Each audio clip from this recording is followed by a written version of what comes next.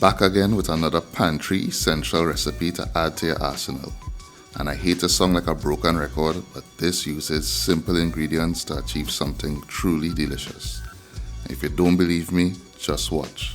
Using potatoes, baked beans, onion, garlic powder, chili powder, paprika, dried thyme, Worcestershire sauce, and bacon to bring this dish together. First order of business is to bring a pot of water to a rolling boil. You want to add a pinch of salt and then add your potatoes. I have 7 medium-sized potatoes here, and that's going to make a decent serving of mashed potatoes. So you know I'm going to be eating this for the rest of the week easy. And these are going to take about 30 minutes to cook. And while they're cooking, let's go ahead and deal with the other ingredients.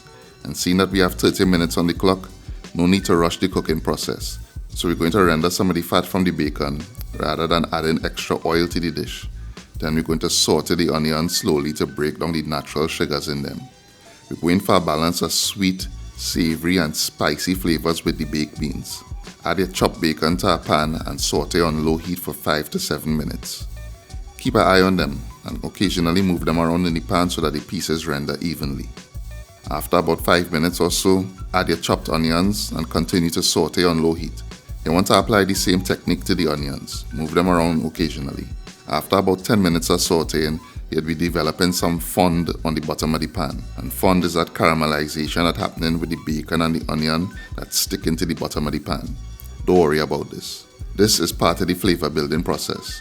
That's going to give the final product some extra heartiness. Add the chili powder, paprika, dried thyme, and garlic.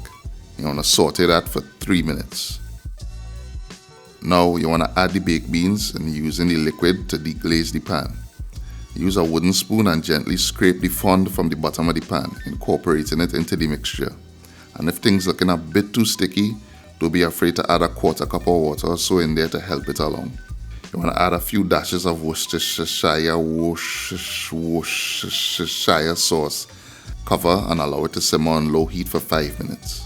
And back to the potatoes. Using a tongs and a fork, check the largest potato in the pot for doneness. And if that one cooked right through, then you know the others should be fine. Now it's easier to mash hot potatoes than cold potatoes. So using a kitchen towel or mitt, remove the skins from the potato. And of course, you could definitely leave them on if you want a more rustic finish and you want more nutrients from this dish. And again, please be careful when you're handling this hot potato. Don't go and burn yourself and then blame me. Safety first. You want to add 4 tablespoons of butter, 1 tablespoon of garlic powder, and season with salt and black pepper to taste. Start breaking up the potatoes with a fork. And once broken down into a rough mash, add 1 cup of coconut milk. And yes, you can substitute the coconut milk here with cow's milk. Continue to mash with a fork or switch to a potato masher and mash until creamy. And boom, that is it, you know. Creamy, delicious mashed potatoes. And topping it off with a little garnish here, some side, with a little, fancy finish, And of course, the accompaniment, the smoky, sweet, and spicy bacon baked beans. Real nice. Real comfort food vibes here. And if you like this recipe, please give the video a thumbs up and give it a share. And if you try it out, please share your photos with us on social media. And check out the full recipe on our website at eatahfoodtt.com. If you're new to the channel, please take a moment to subscribe and click the bell to be notified of when we post more content. And follow us across social media to stay connected. Thanks for watching, and I'll see you in the next one.